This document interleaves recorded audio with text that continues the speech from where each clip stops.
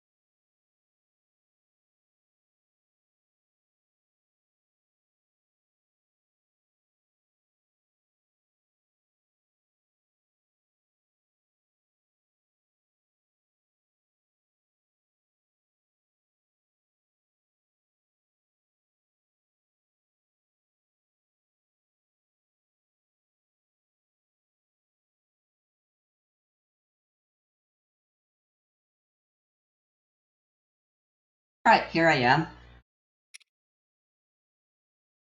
Yep, that's my name. Hi, Kazuma. Son. Oh, where did all the time go for today? I mean, it is a break, but I downloaded some new games and stuff to watch. Specifically Toho. I want to play more Toho. But good god, I can't get enough of this mod somehow, can I, huh? I wonder what compels me, what possesses me. Keep trying to play this game. You know what? I'm feeling in a good mood as well. I was gonna do so much more today, but I ended up mostly doing nothing today, honestly. I could have just actually just slept the day away, honestly. Recovered all my energy. I don't like sleeping. Anyway, no, where is it? There it is. It's time to return to doing the chapter reviews, baby. I'm gonna... Maybe I should put the notepad on the other screen. Like this, yes.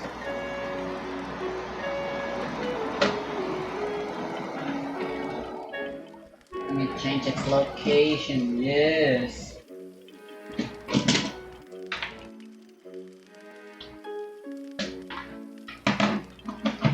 We put it up in a stand. Yes. Stando power. Frick. It's pretty hard to do shit when there's no light. God, remember when my room had light? Right, I need some support. I can use the dice for now. Hopefully. There. This is a good setup, honestly. I think I can draw like this. I'll need to raise my hands a lot, but it's in a nice elevated position. Dun dun. Hope it's morning now. What am I doing? Wasting even more time than I already have. Whoops.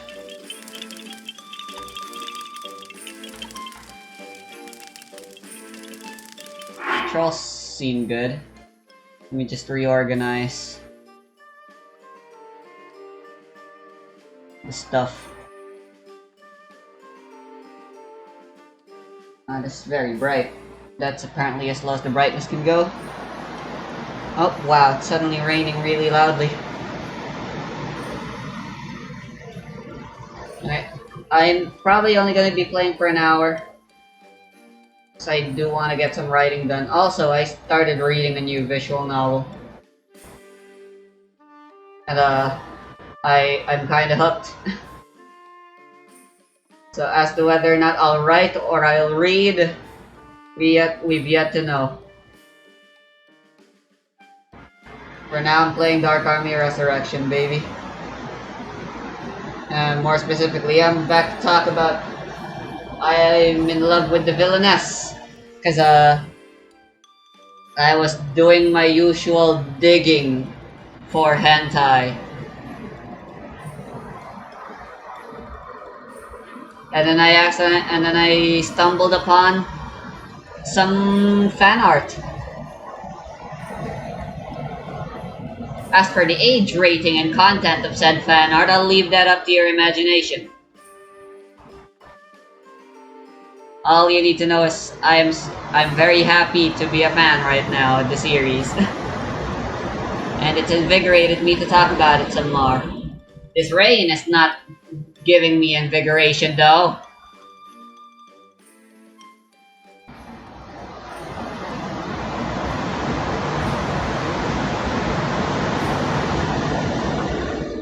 Right, so last I left off, I was in chapter 4.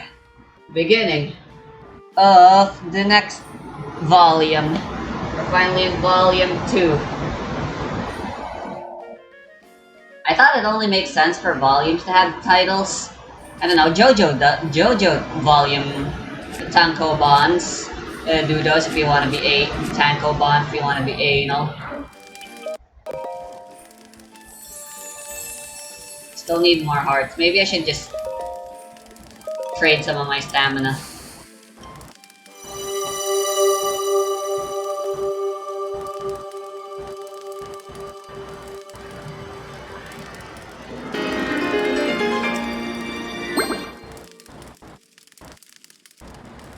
I keep forgetting, but I finished reading this other light novel. It was an erotica. I didn't think it would be. I don't know why or how I somehow missed the fact that it was an erotica. But it sure was. Since I keep forgetting to talk about it in my diary, I'll talk about it here.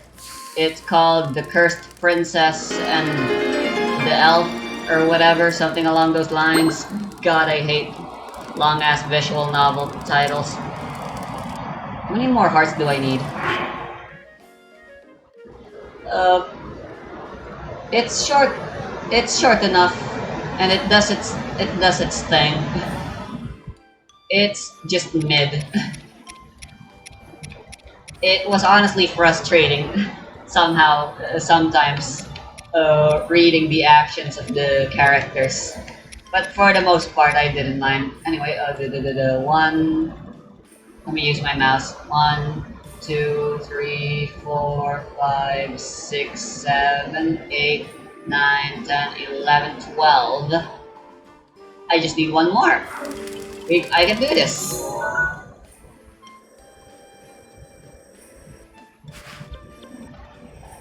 I may as well.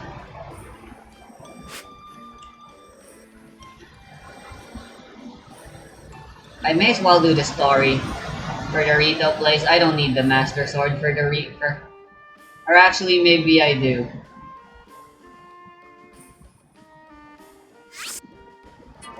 Two shrines. I'll hopefully get another battery. Just running all the way back here is not fun. Not gonna be fun. Not at all. Not in the slightest. I've been thinking of starting Honkai as well. It doesn't help that I keep getting bombarded with Honkai Impact ads again on YouTube for some reason. Toho Lost, we're just running in the background. I really want that Flandre EX tier character. The alternate world. Flandre. It's super powerful. I'd shield surf, but I don't want to waste my shield durability.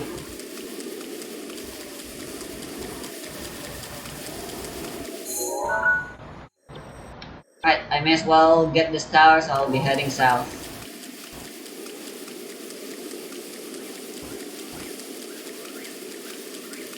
Until I can get the Claymore skill.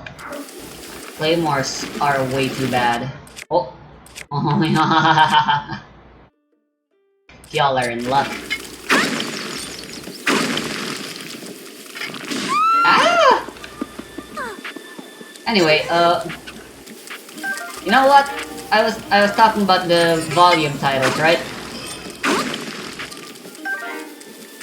So I'm gonna give a title from the volumes. I'll give up volume the name as they come along. So obviously I talked about Off Volume 1, and now I'm gonna start talking about Volume 2 of I'm in Love with the Villainess. So, Volume 1, yeah. transported to another world.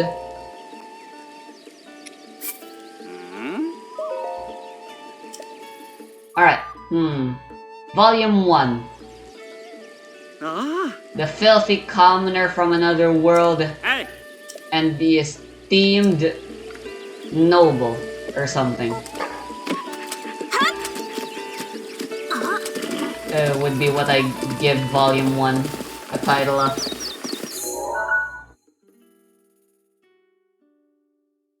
Or maybe not like a headline style title like most light novels do now, because the chapter titles do maintain their shit. It really is just novels these days, the actual titles of novels these days that have changed.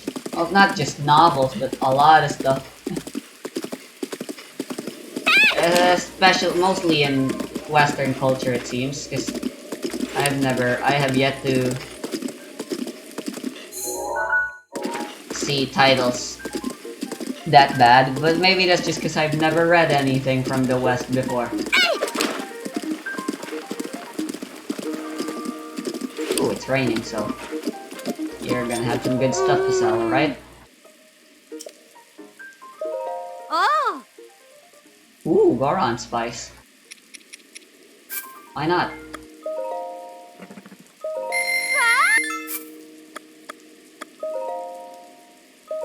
I don't know what I'll do with it, but I got it. See ya. There was another horse guy here, what happened to him? Oh, Satori's glowing.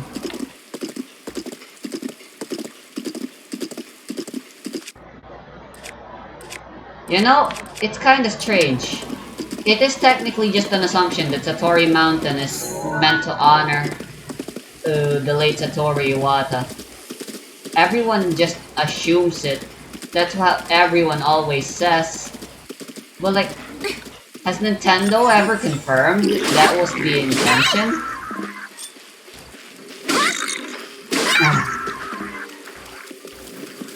Oh, of course you guys get revived.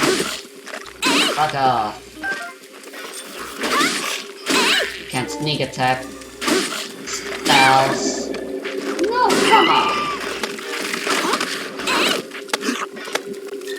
What are you? Boso, yes.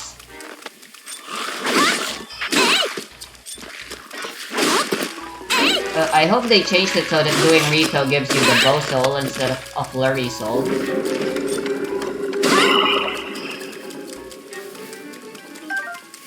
We're on the same road, it seems. You're in luck. Milk? Oh. Sure. I'll eat it right away.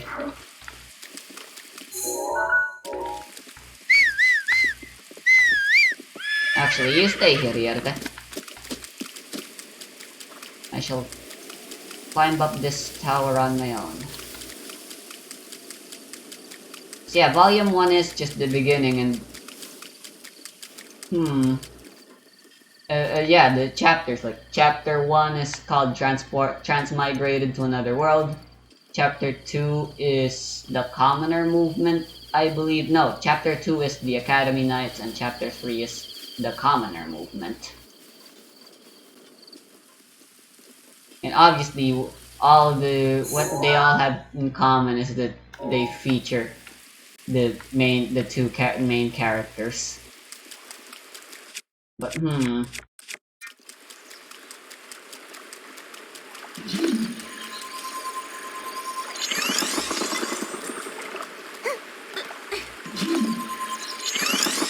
am I doing? I'm supposed to be reviewing the chapter. Yeah, I'll come up with a title one of these days.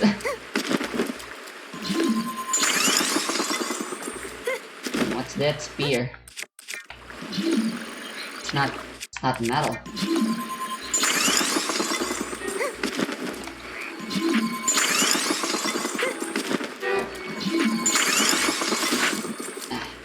I can tank it. As long as the Wizards don't see me.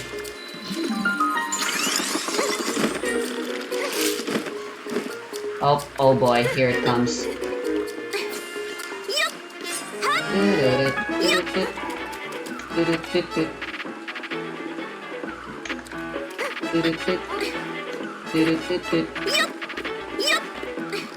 I hate this tower the most. In terms of my favorite tower to climb, that would be a Kala Tower. But this one's definitely my least favorite.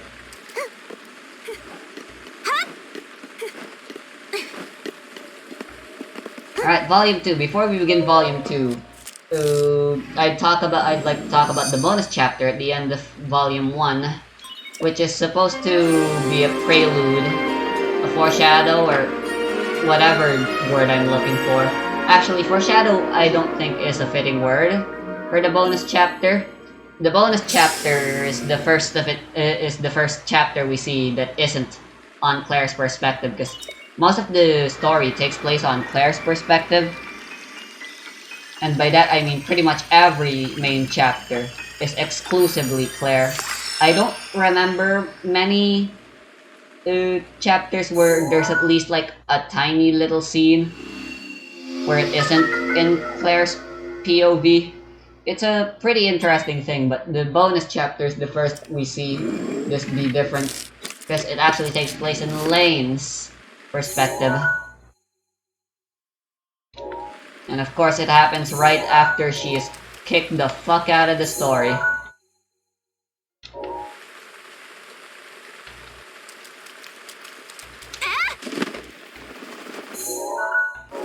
And it's basically a backstory for both that gives us more context on Claire as a character, and how Lane and Claire got started on their relationship of being the maid and stuff. I don't know how if the bonus chapter came after Volume 1 was released, or if it was already a thing.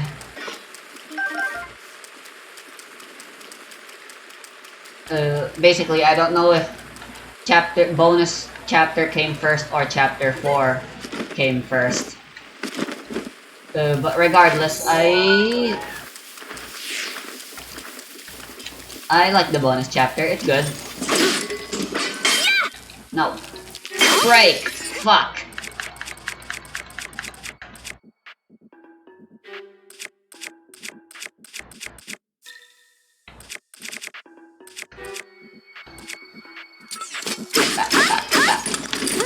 Fuck, not wrong dodge.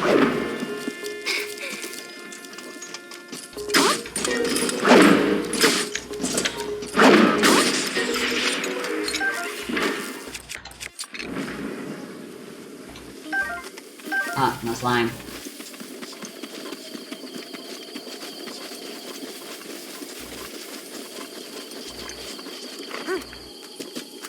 Actually, that bonus chapter is actually holds quite a special place in my heart because it's actually a major inspiration for the novel that I'm writing. In case you guys didn't know, I'm writing a novel, a light novel right now that I want to post on the web someday when I finish writing it. Now that it's the weekend, that is indeed, if you couldn't guess, what I plan to focus my writing on if I do decide to take some time writing, doing some writing.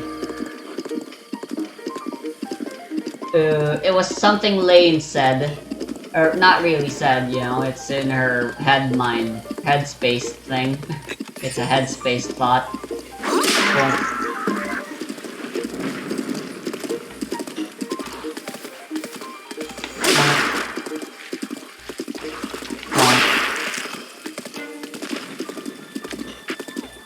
Just a horn, useless. Can't waste my time picking up every... Can't fret over every egg.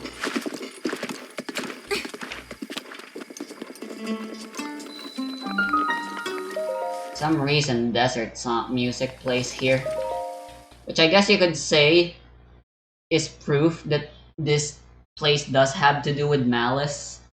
Or not Malice, fucking Ganon, or whatever. Like, I don't know.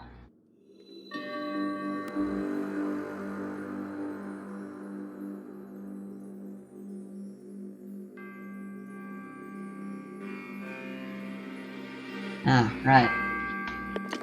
Would be neat if there was like a statistic I could read. In terms of most shrines I revisit every time I played the game again. Would be interesting to know. A statistic like that, I think.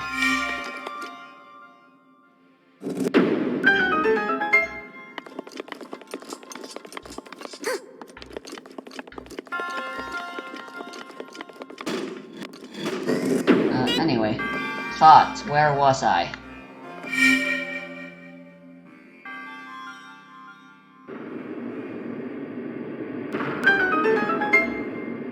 Oh, damn, I'm out of spare points. Fuck, I need the money.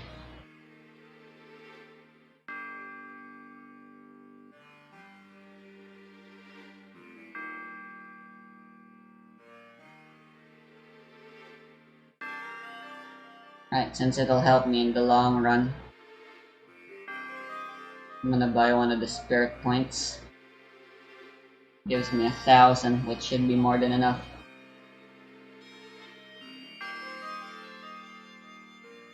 I'm gonna patiently go through the times 7 bonus stages.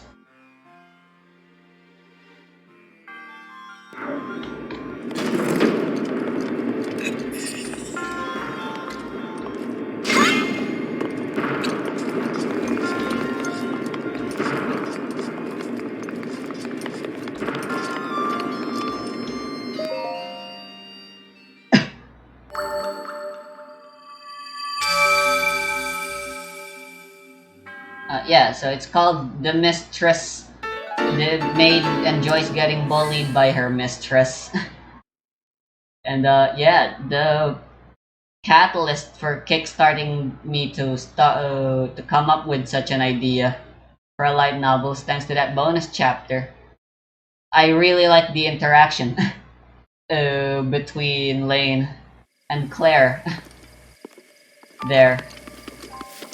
And obviously, the entire light novel is sort of a big inspiration as well for the novel. that I'm writing. Because the main theme that I wanna put out in that novel, I know I'm plugging here, I realize. Or rather, I realize that I'm plugging. The main theme is essentially about kindness. What does it mean to be kind? Which is shown by our main character who enjoys getting bullied by her mistress. She's essentially like an altruist type character. Way too kind for her own good. She literally hates, she doesn't like holding vendettas. And she thinks it's better to forgive everyone for any wrongdoing that they do to you, rather than to try seeking revenge. Which ties into her relationship with, obviously, it's the Yuri interest. If you couldn't tell, it's a Yuri that I'm writing. Give me battery! Oh, you live after one of that. How's another?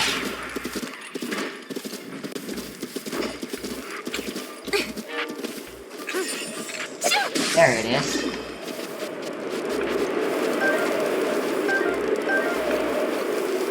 Never mind.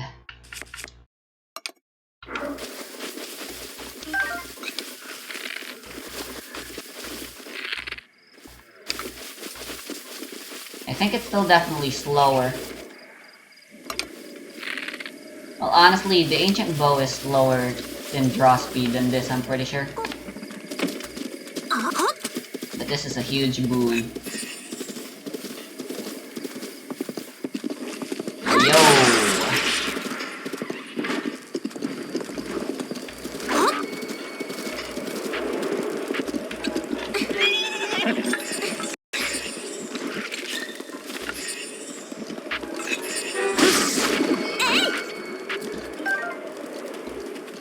Chest key. That's fine, I suppose. Come back here, Rierte. It's not that scary. Yeah, Rierta's the name of the love interest. The headmistress. Not headmistress. The mistress.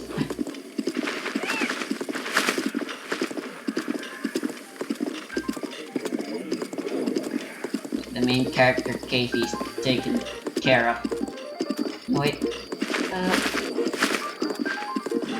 I don't know. The main thing in the bonus chapter, which I immediately knew was gonna show up and become a major part in the next volume, was when they talked about, in that bonus story, this tomboy lady whose name is Manaria.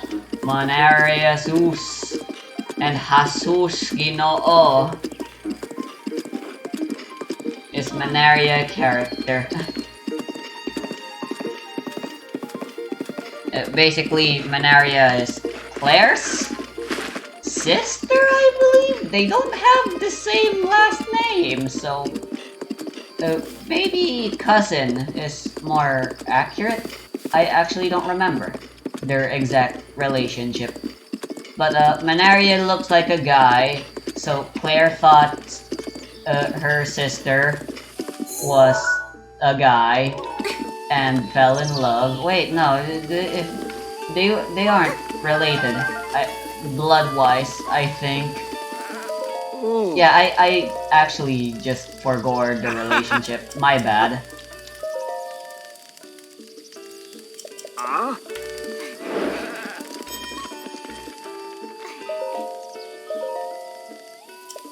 Basically, just know that Claire was once in love with Manaria, but then you figured out that she was a girl, and yeah. And then she proceeds to fall in love with yet another girl, who she for sure did not mistake into as a guy this time around. And yeah, let's just get on. Chapter 4, Scales of Love. If Chapter 3 shows Claire at her worst, this chapter shows Ray and her worst as well. Honestly, Claire was frustrating in this chapter as well. But she was at her peak frustratingness, I'd say.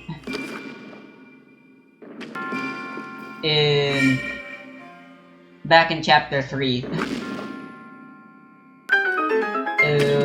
This time around we get to see Rei, because for once she's actually put way out of her comfort zone.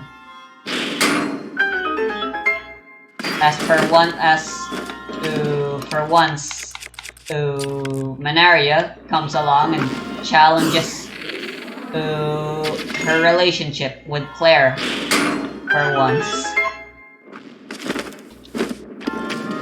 And that challenge comes in the form of one Manarius who's suddenly deciding to transfer over to their school because of political reasons.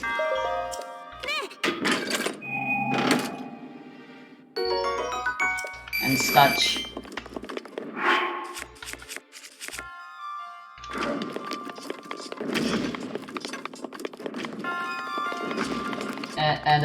Yeah, to recap, the chapter starts off with us immediately being shown the effects of the absence of Lane has on Claire. With Lane gone, all the duties that used to be taken care of by Lane is now being taken care of by Rei, and Rei isn't doing a very good job of it.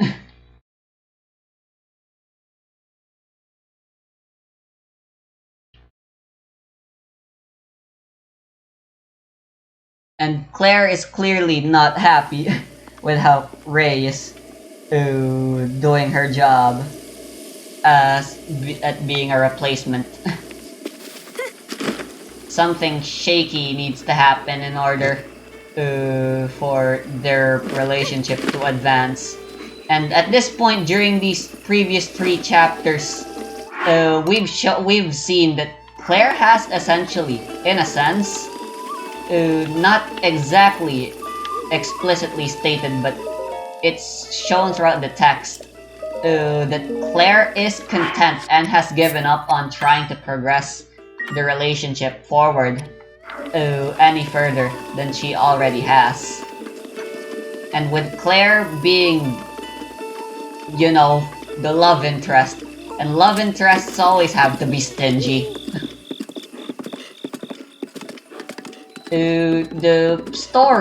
The love, and essentially in that case, by extension, the story has hit a wall, and it can't proceed any further.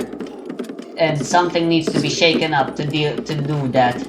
And this seems to be a trope. You know what? Nah, I'm not gonna talk about writing as a whole, especially the culture of writing and tropes and how people write, especially of a specific country. Instead, I'm just gonna say, Manaria was introduced in order to fulfill this need that the story clearly needed, and I don't like it. Right, so chapter 4, The Scales of Love, centers around the new character, Manaria, suddenly coming along for all of 1 chapter. That's another reason why I hate her, I guess. But I'll get to that later because I'm talking about. And then the other thing, which is the Scales of Love, which is, how do I word this? Right, so the Scales of Love is like this thing of the kingdom, like a fable that's actually a real thing and stuff.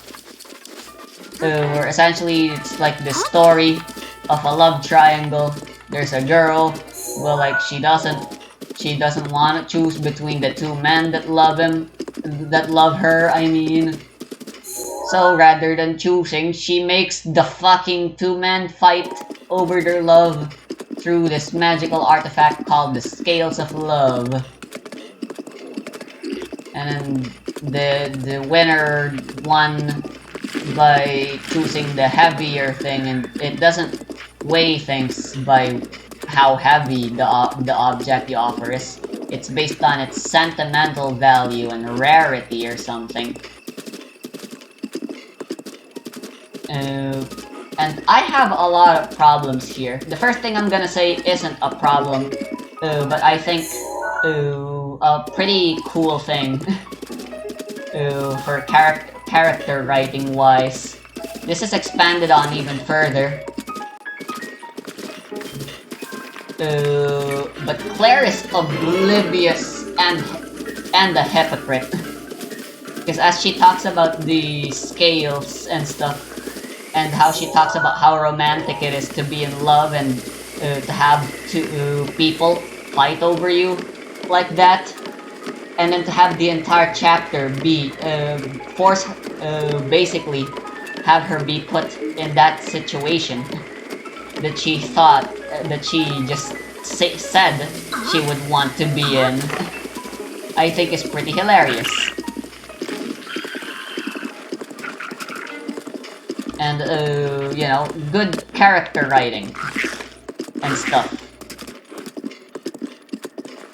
But everything else sucks. Chapter 4, I mean, Mista already told us, but 4 really is an unlucky number. Although apparently, I believe I'm apparently in the minority here. Because apparently, this is one of the more well-loved chapters in the series, but not for me though. I think this chapter is the worst. Things finally started getting interesting. I was finally getting hooked and wanting to continue reading, especially with just how fantastic of a chapter 3 was. The Commoner movement in terms of world building, character building, setting stuff up, and just being such a good chapter. And then it's immediately contrasted by this horrible chapter that is chapter 4. And yeah, I shall now explain in vivid detail why I believe this to be the case.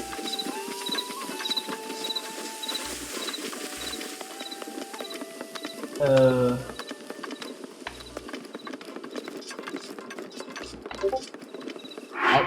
fuck. Yeah, so I actually have like a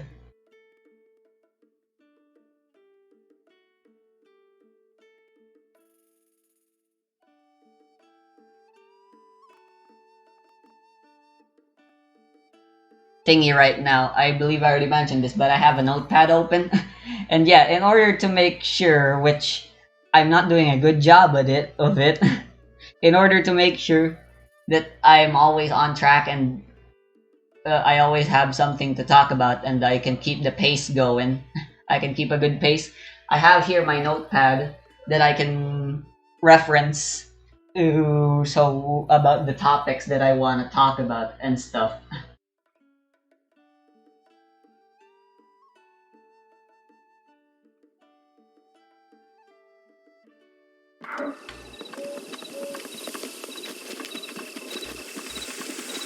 And yeah, I'm using it.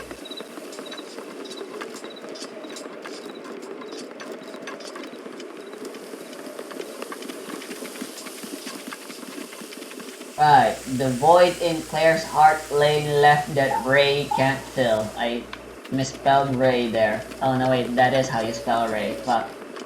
Never mind, I'm the idiot who doesn't know the correct spelling of stuff. But then again, since when have I ever known the correct spelling of anything?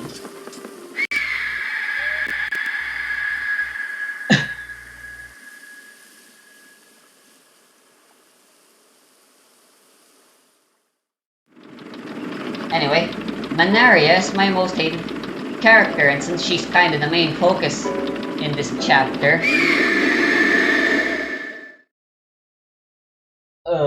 that basically means I hate all of this chapter and everything that it stands for. Well, almost. The chapter is good, it does things well. I just think Manaria could have been a better character, or, as I put here, she is an unnecessary character. Like, obviously, this story wouldn't be the same without her, but I feel like she could have been better, or just an already existing character could have fulfilled this role. Or at the very least, she could have been, at the very least, her existence could have been hinted at a little earlier than a fucking bonus chapter, where she's just kinda mentioned in passing. Well, she's not just mentioned in passing. But like, I just really don't like the way Manaria was executed. And yeah, I don't like her character, and anytime she shows up, I always groan. Ah.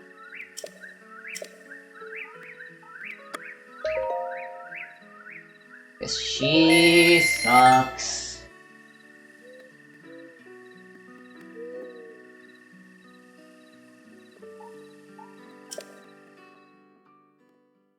But like the thing is, like I said, Manaria is a well-written character. It's just I don't like her. Like, you know what? You know how it is. Maybe I can use an analogy. Maybe a food analogy. Like, have you ever had, like, that one food, you know it's good, other people like it, but it's just not your taste, you know? Like, yeah, if you like let's say savory tasting stuff, then you'll like this. It's just that you don't like savory foods, or I guess genre would be a more fitting analogy here. Like, there's this super good, well-written, like, romance, but it's just the genre of romance is just not something you're interested in, you know? And Manaria is the same to me. She's just not the type of character that I'm super into. And that is, from the very beginning, Manaria is set up to be an impenetrable wall type character. A challenge, right off the bat, we're shown that she's a princess, she's got charisma, she's like apparently beautiful and popular and handsome, and she's like one of the few known people that has access to all 4 types of elements and stuff. In other words, she is motherfucking overpowered.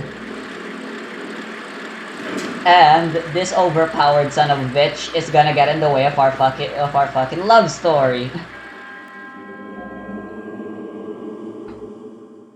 So she's essentially a character that Ray has to deal with in a very different manner than how she's tackled every problem thus far.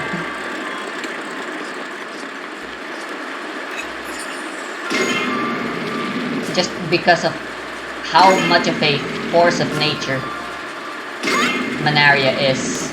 She essentially forces Ray to finally grow, I suppose. Because like, up until this chapter, she is kind of immature.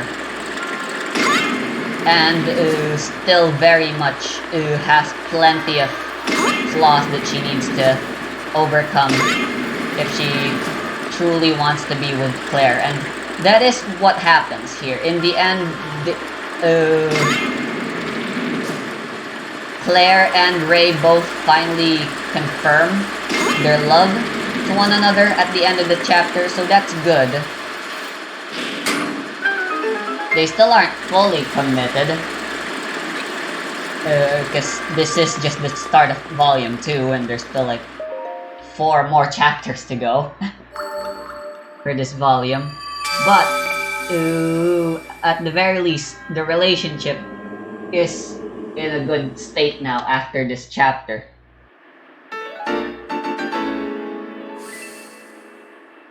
And although there's still plenty of other stuff to worry about anyway, so I don't know why they couldn't have just totally sealed the deal and taken care of everything else. But hey, that's technically what the second cur is all about. Dealing with other shit, cause when you're already engaged like that, what other sorts of troubles? What other sorts of writing stuff can you write about? Apparently. Well, I can think of many examples, honestly, and I've been itching to write something like that for a long time, but I'll refrain from being snobby, even though this entire video series is just technically me being snobby, isn't it?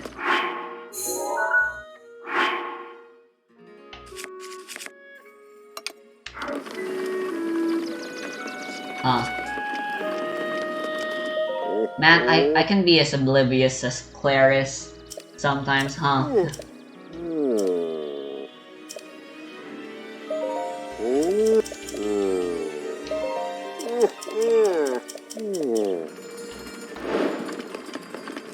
Yeah, I just don't like force of nature type villains like that, I suppose.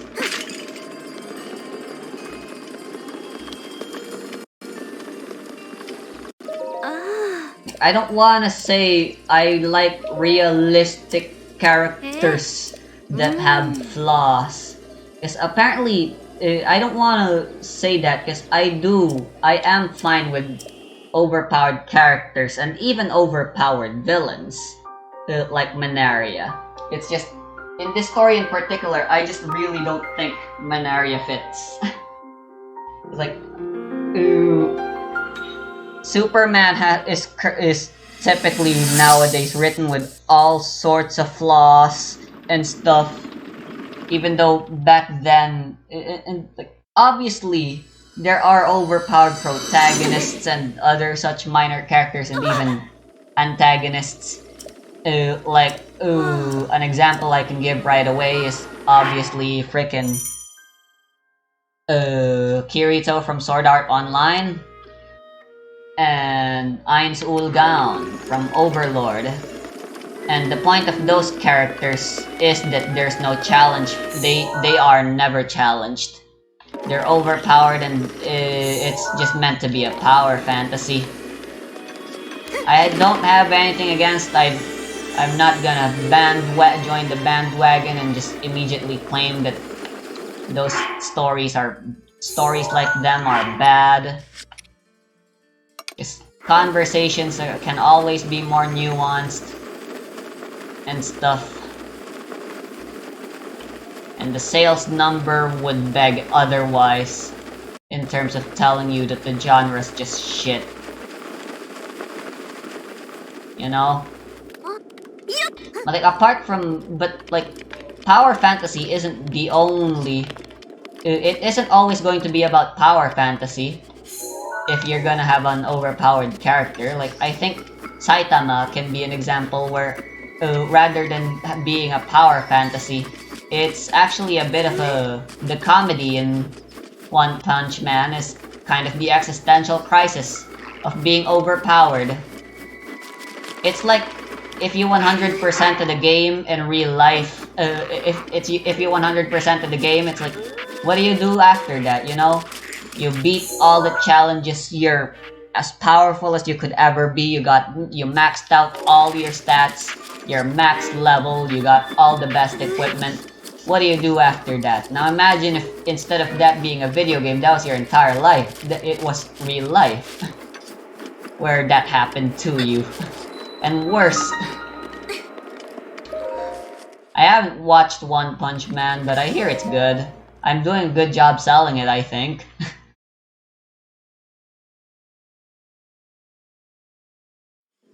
Now imagine if that was real life. normally, if you finally finished everything you could do with a game, you'd feel sad, but eventually you'd learn and would need to move on and stuff. God, I just realized I'm on a tangent right now. But yeah, you'd move on and then start a new game, but since it's real life, what the fuck can you do when you 100% real life? You can't just start a new life or something. Should I retract that statement? I feel like I should retract that statement. Well, anyway, you get what I mean. And yeah, Superman is a overpowered superhero, but like the main struggle in the original Superman films, well, wasn't the fact that his enemies were difficult. It's not man versus someone else. It's not man versus man. It's man versus himself. That's the type of story Superman, the original Superman, was written out to be. How does he deal with having to deal with being so overpowered, being straight up not a human and therefore an outcast? In his case, since he was raised by thankfully good people, he chose to cope with it by being a super person and also leading a double life as to protect the people that he loves and stuff. Because for as overpowered as he is, not everyone is as overpowered as he is.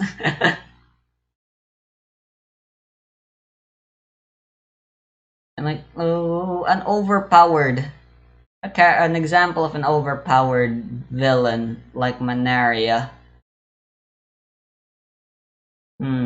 I don't know, nothing really springs to mind right away.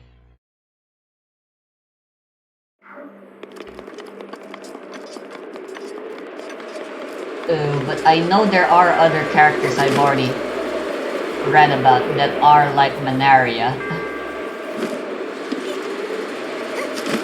But yeah, it's my opinion. You're free to have your own opinions. More power to you. It's just know that I hate Manaria, but that doesn't mean that I hate you. Come on, give me batteries. Is it because I'm fucking talking shit on a popular character? What did I do to deserve such bad luck? I'm not really having bad luck, it's just circumstances are difficult at the moment. Oops, wrong direction.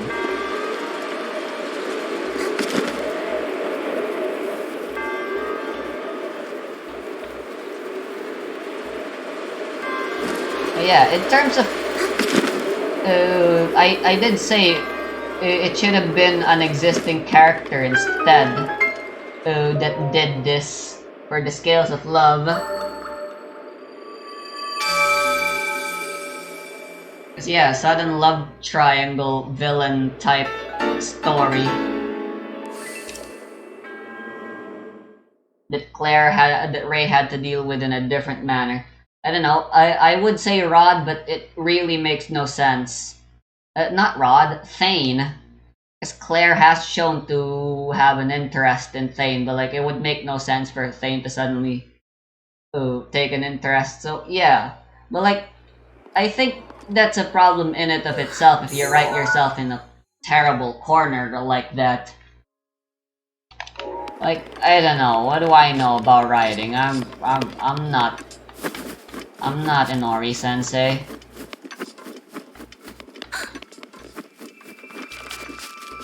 I need to get out of here. ASAP. But first let me solve this Kara puzzle.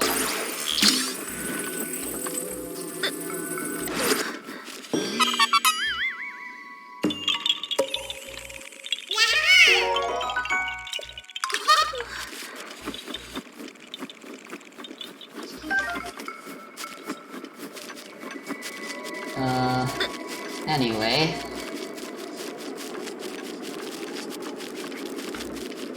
Yeah, I'm not gonna take any risks. I'm gonna get the Master Sword. Teva is right there, it's just... I don't wanna. Maybe I should enable Guardians after I beat my first Divine Beast. So I can get the batteries easier, but man, that's gonna up the difficulty so much, so quickly. If I do that. Guardians are big deals. Don't know if you knew that. But they're pretty big deals.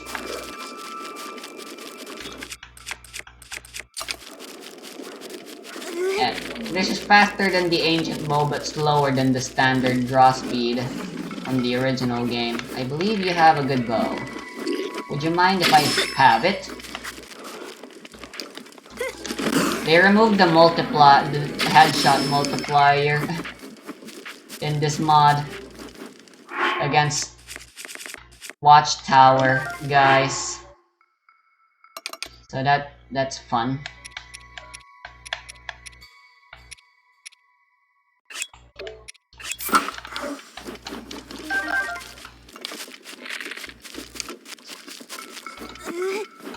Come on.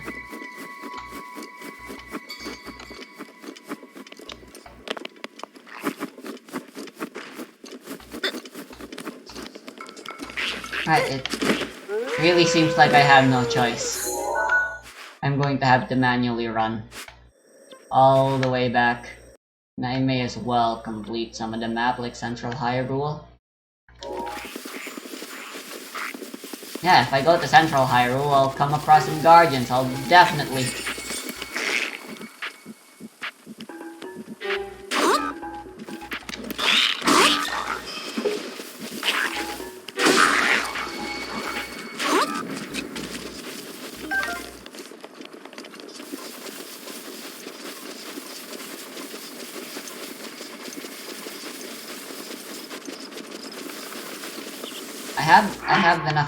I have plenty of shields I can use to auto-deflect with. So I'm hopefully equipped, well equipped to handle Guardian farming. And I do want the rune upgrades as well. Yeah, let's go to Central Hyrule.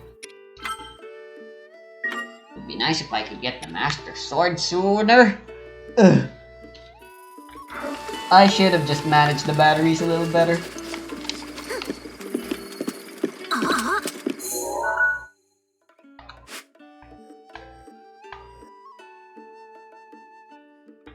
Well, the bridge has been burned.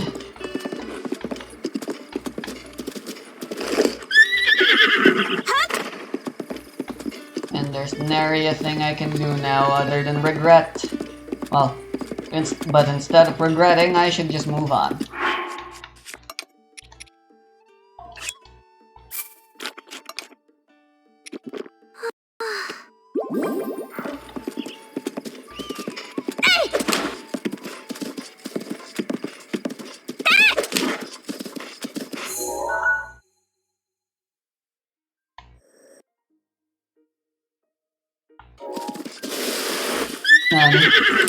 I've gotten you worked up.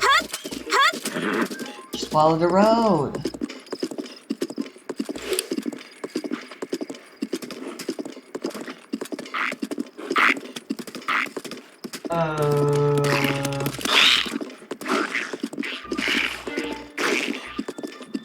Anyway, what other topics do I have to talk about?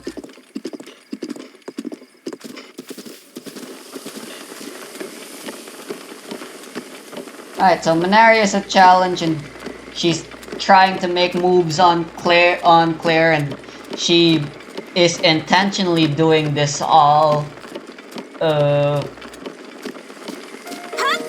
not because she hates Ray and is against her and Claire's relationship,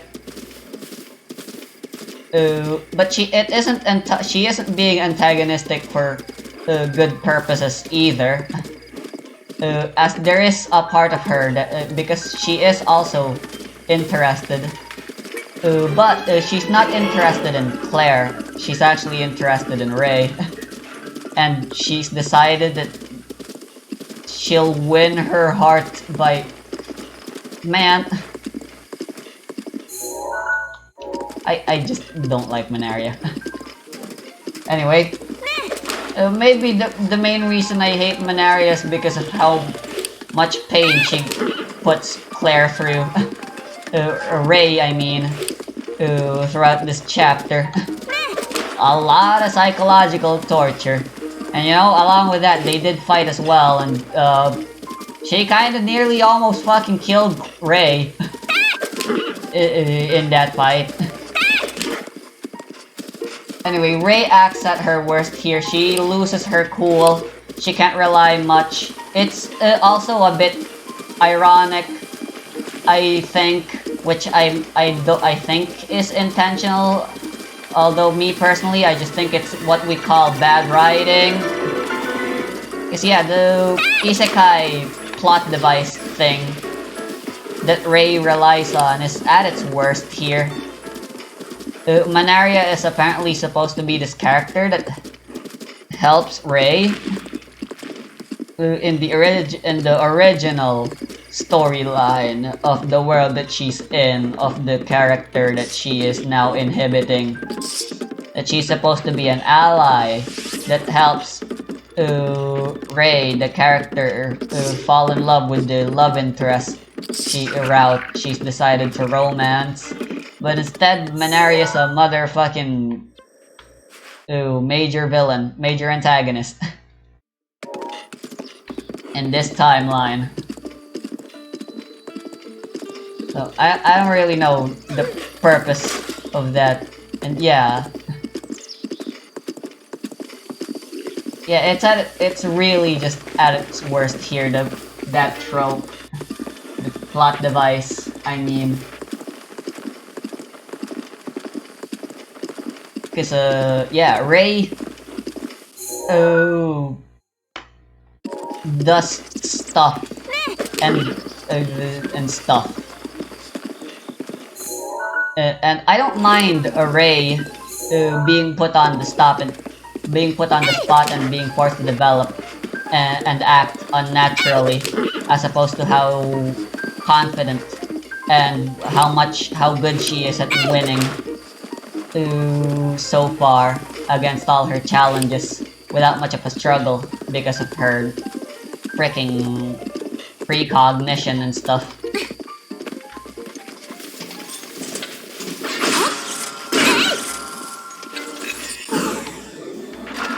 But in here, I just really don't like the precog bullshit. Yes! A battery! Okay, I'm not going to Central Hyrule anymore.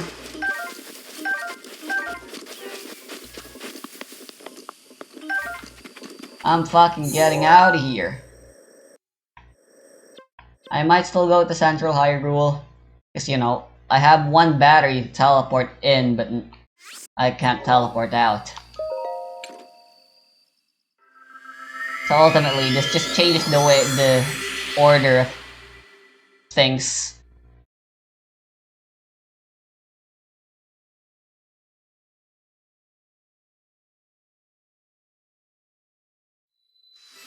Anyway, Manaria's a fucking bitch. She comes in, becomes a bit, does bitchy things. Ray goes all out apparently, because apparently she's been holding back on how she uses her precog powers. And then wins in the scales of love, and honestly, doesn't that make it a tie? Manaria won once, and then Ray won once, so it's 1-1 now. Shouldn't they fight one more time for a best of 3? But whatever. Manaria admitted defeat at the scales of love, and even stated that she's interested in Ray, which yeah. Have I mentioned this? Because, yeah, Ray is really good at getting all the bitches. Actually, both Ray and Claire are good at getting the bitches. Like, there are many characters who are very thirsty for Ray and Claire.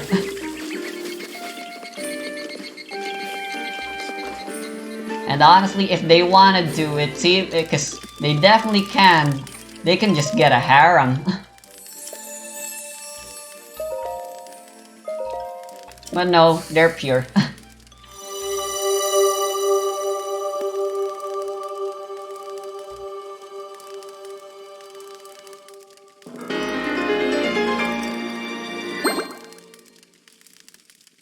But yeah, and then after the events of the Scales of Love, the chapter does end well, along with Claire and Ray professing their love to each other, with Claire doing it in a cute, accidental way, which is hilarious.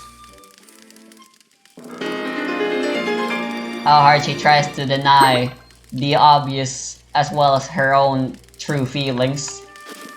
But yeah, Manaria leaves after that. Apparently the political bullshit was taken care of conveniently enough, and now she can go back, and she will just go back to her goddamn home planet. After that Link, chapter. you are our final hope. Yeah, shut up. Let me check the audio real quick. Maybe I'll do the Trial of the Sword.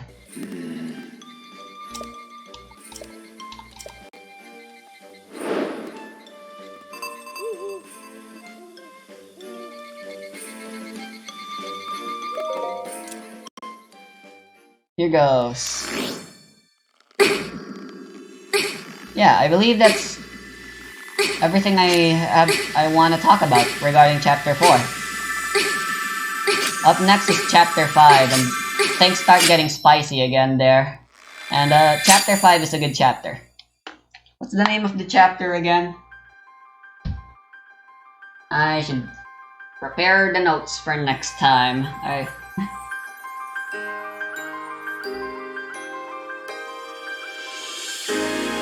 This is an unskippable cutscene, so I may as well.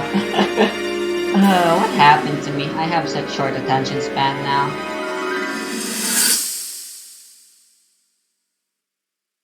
Your master will come for you. Until then.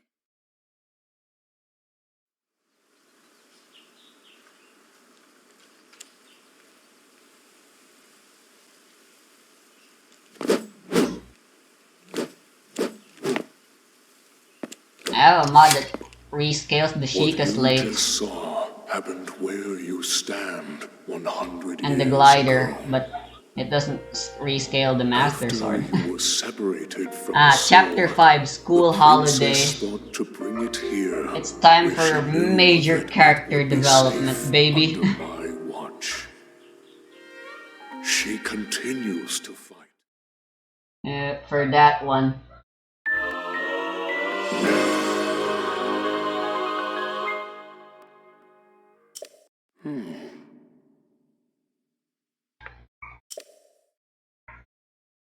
And it's finally time to start putting to good use all the seeds that have been sown for the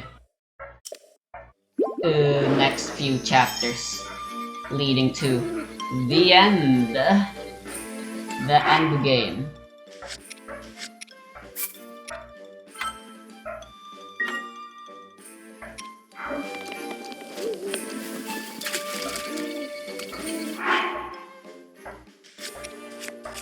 Anyway, the master trials. I believe I can activate it if I...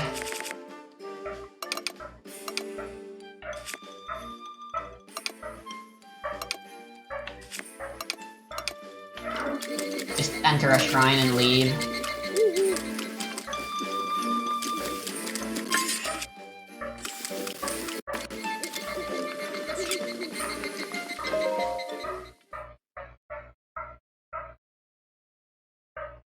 Yeah, I'm gonna play for a little bit longer.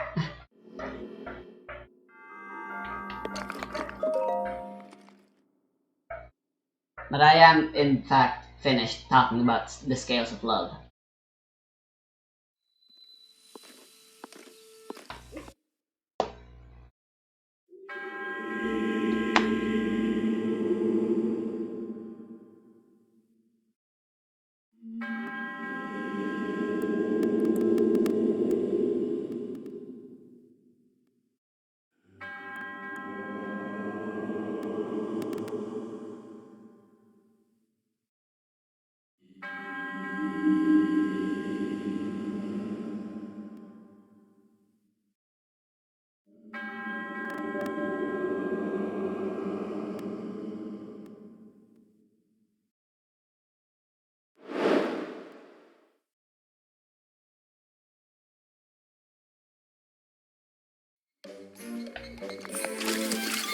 Gray is Claire's prince.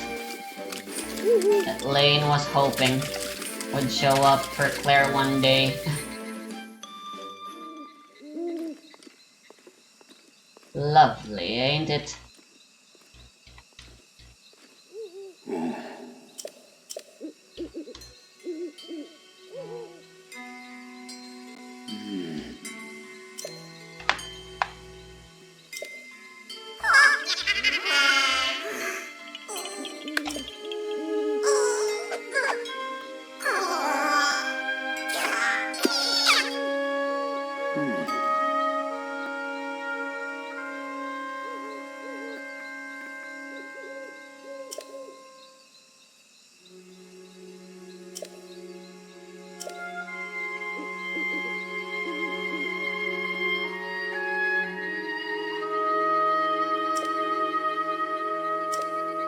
Alright, since this messes around with the inventory, I'm gonna make a save first.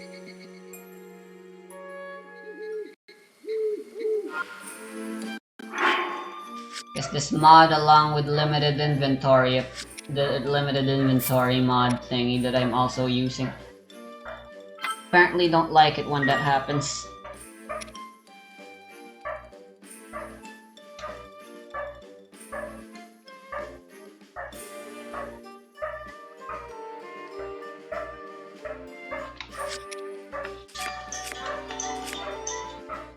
I'll go record the inventory that I have.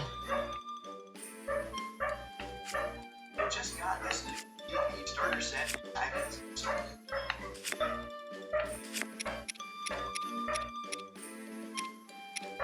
Right, normally I go on and with a dragon boosted 30-minute long attack boost.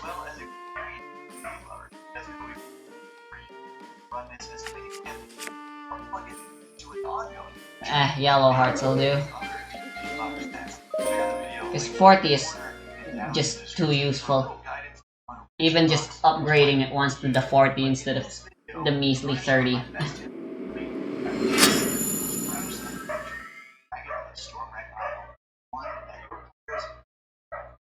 Bob. This is where we learn how to have more fun playing D&D together. And if you're not the person running this adventure, you're just playing it as one character, spoil the whole thing for yourself and send this video to your dungeon master instead. You've been DM. Hell yeah, I'm naked. You already have a group of players to run this.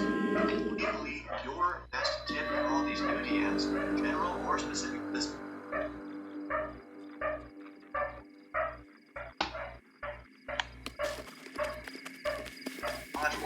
Down in the comments while I briefly go over. Shit, I also don't have the upgraded bombs and if you don't stuff. have a group of players yet, This is start by gonna asking be some difficult. friends or family. That's how most people play in person, and if you don't think your friends or family would be into D&D, just ask if they'll play one game and try it out.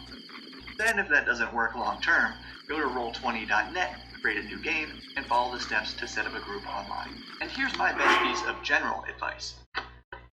This is not the game.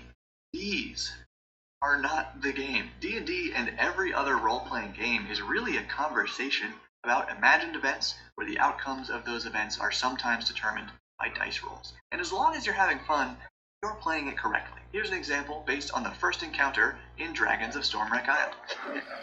The zombies start lurching towards you. What can I do?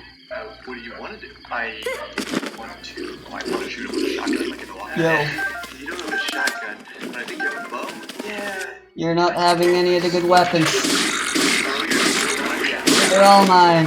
Okay, yeah, that's awesome. Is that for the Walking Dead too? Oh, Ooh. I've actually never seen it. Okay, roll the d1. An 11. Nice. And the zombie only needs an 8 to hit anyway, so I throw my sword and hit my edge. Sure, awesome. Okay, gotta get to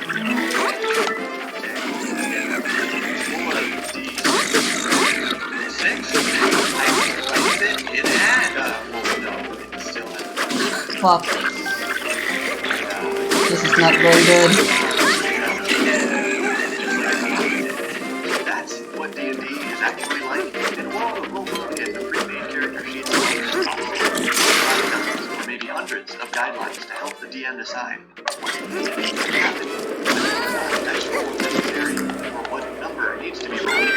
More players, new ones especially, will come up with wild stuff not covered in try to be comfortable just making it. So, the goal being to make it as fun as possible, but also challenging to keep success actually. Now you have a group or know how to find one, understand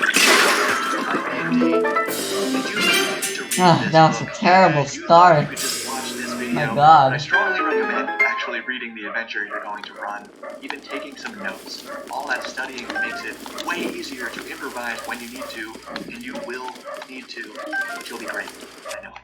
Anyway, if you've already read this book, and you don't love the plot as written, recommend checking out Matt Perkins' YouTube channel because he has an ongoing series about changing up his plot to make it more fun, and he's just a cool guy. What? Now, let's talk about the actual adventure. I can't take anything. Here's the background leading up to your player's adventure on Stormwreck Isle. It's a vaguely medieval fantasy world.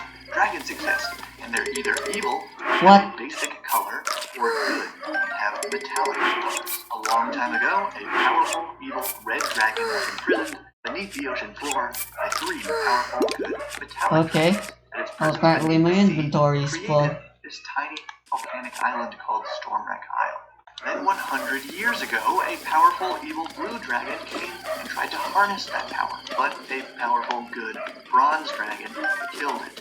That bronze dragon then took a vow of peace and created a tiny sanctuary on Stormwreck Isle called the Dragon's Rest, and she uses magic to disguise herself as an old human woman. Then people started coming to Dragon's Rest to learn about the history of dragons and to join the sanctuary. As a tangent, a few decades ago, a ship crashed on Stormwreck Isle, hence the name, and one of the sailors somewhat accidentally created a curse of undead that produces zombies whenever ships crash here. And today, a siren-like monster called a harpy keeps luring in new ships and creating new zombies. Are you kidding me? Back to the main story. Several months ago, a little evil blue dragon came to the island and plans to harness the evil red dragon's ancient power. Okay, but one more tangent. That has stirred up this ancient power and formed fiery crystals in a cave where peaceful mushroom people live.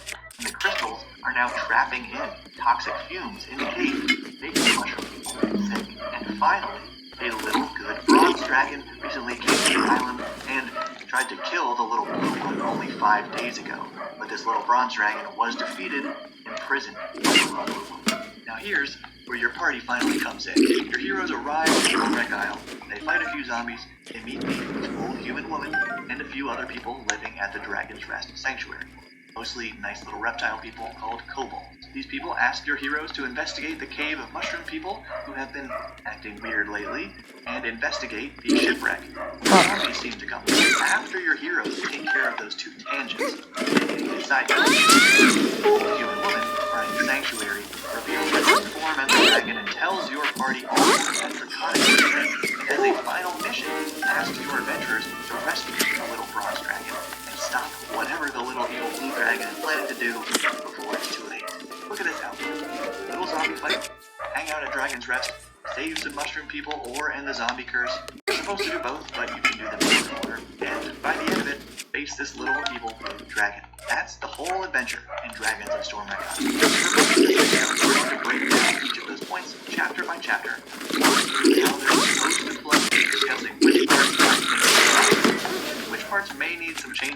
could just use some changes to make them easier. First game session together. We're going to start by making characters, or choosing from the pre-made character sheets included in the box, which I recommend if you and your players are new to D&D, because these will save you a ton of time. Making your own character is really fun, but it's way more fun and just easier to have a little background with how the game works. Plus, the info on these pre-made sheets will actually teach you many of the game's basic mechanics, and each one includes a personal goal connecting these pre-made characters to the plot of the adventure. If you use these sheets, you don't have to also use the goals, and some of them are very vague, but there's info in the adventure book about how to address them if the player wants to. Also, if you've made it this far and realize you want to pick up some more D&D dice for your players, may as well get the coolest looking set of dice ever sold. You can get these limited edition Bob World Builder metallic dice. Remember, metallic means good, for 18% off using code BOB, and there's only like 300 and something sets left, so check them out before they're gone through the link below.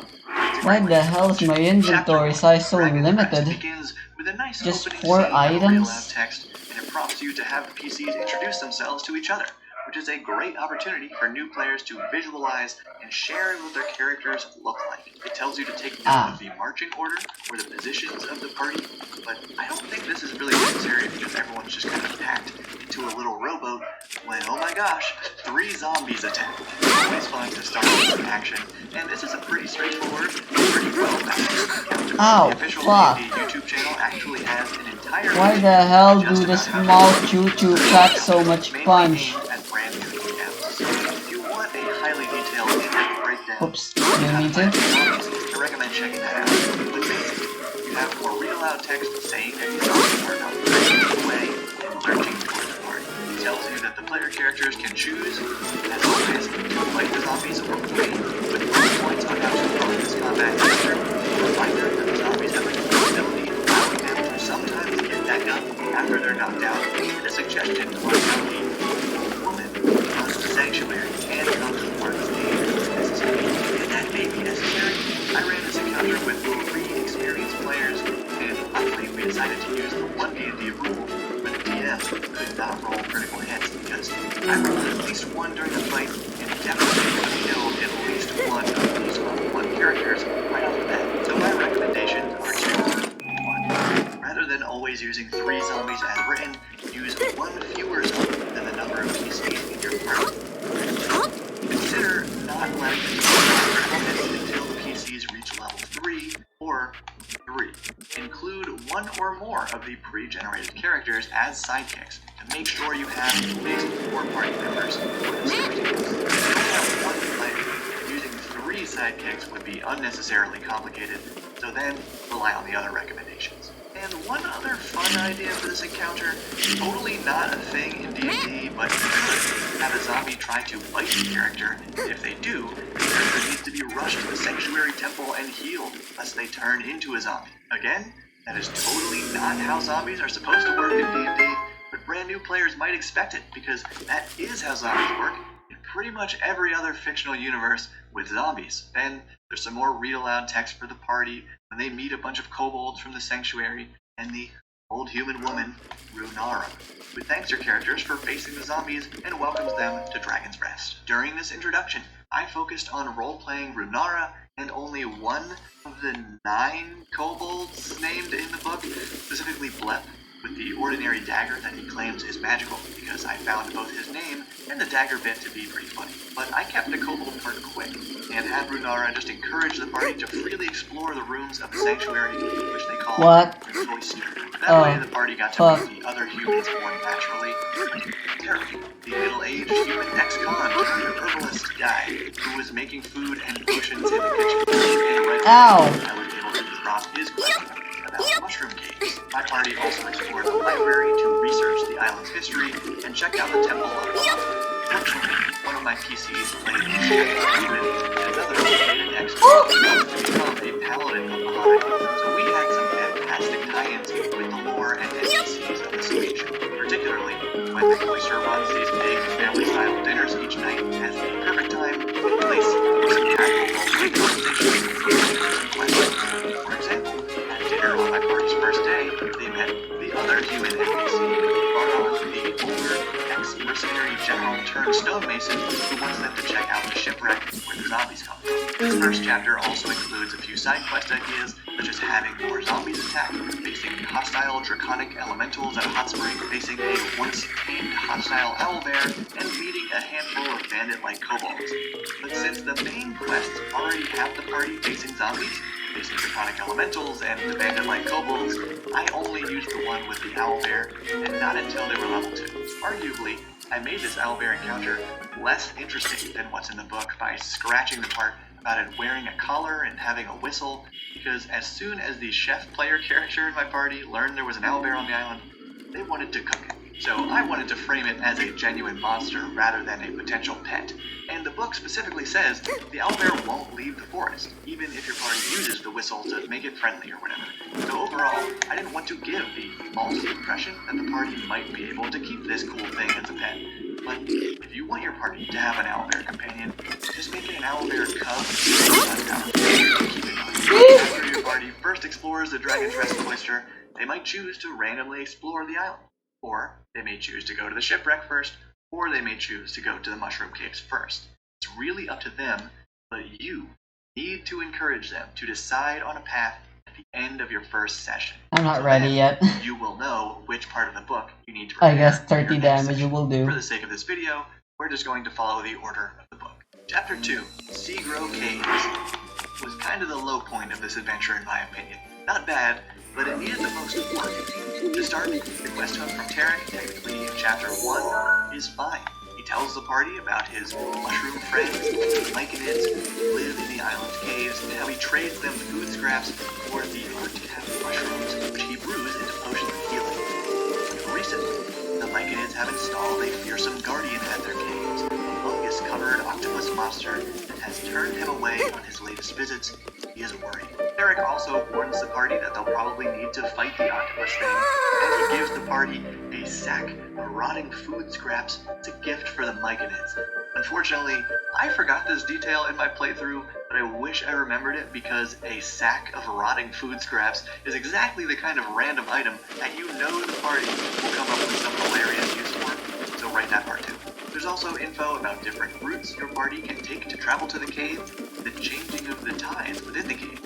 But I ignored that stuff because the map only shows the cave at low tide. Okay, if you remember, the background of this Mushroom Cave quest is that the latent power of the long-ago imprisoned evil red dragon has recently caused the growth of big fiery crystals which now block the natural vent in the cave, trapping toxic volcanic fumes inside and causing 3 more problems. 1, near the crystal itself, the evil power and fumes have generated a few draconic elementals. 2, it turns some regular mushrooms in the Myconid's garden into evil violet fungi. And 3, the Myconids themselves are getting sick, and their leader is absorbing as much of the sickness as possible, but it's killing them. So they created this fungal octopus monster to protect the other Myconids from outside threats. Importantly, the Myconids cannot leave the cave or destroy the crystal themselves because they are sensitive to sunlight. And the crystal still allows light to come in through that blocked vent, so they can't even do anything about it. All in all, this is a very well-designed conflict and location. My problem is that I think there are way too many bad guys for such a small dungeon. Here are my recommendations. 1. Keep the Octopus Guardian in Area B1, but instead of giving it that one big attack against your level 1 PCs, give it 4 tiny attacks each round, so it can use more of its tentacles. That's part of what makes this octopus a unique enemy. With this change, each tentacle slap has only +3 to hit, reach 15 feet, and does just 1d4 points of bludgeoning damage, maybe with a recharge ability to automatically grapple and dunk a target on a hit. And if you're not familiar with recharge abilities, check out the Dragon's Breath weapon and you'll figure it out. Just be sure to spread those extra attacks onto as many of the PCs as possible, because using multiple attacks on a single PC would be more damaging than using one tentacle attack this way. 2. Scrap the violet fungi from Area B2. There's supposed to be 3, and I only used 2, but I still regretted it. This battle comes immediately after fighting the octopus. It doesn't make sense why the violet fungi aren't fighting the Myconids in there already, and it's confusing for the players. whoa, aren't we supposed to be helping these mushroom people? These mushrooms are trying to kill us. So it's less fun than the octopus part and just kind of counterintuitive to the mission. So instead, just let your party see that some of this mushroom garden has been tainted and meet the little myconids in here, communicating with them through their awesome telepathic spores to learn about the sickness spreading in the caves. And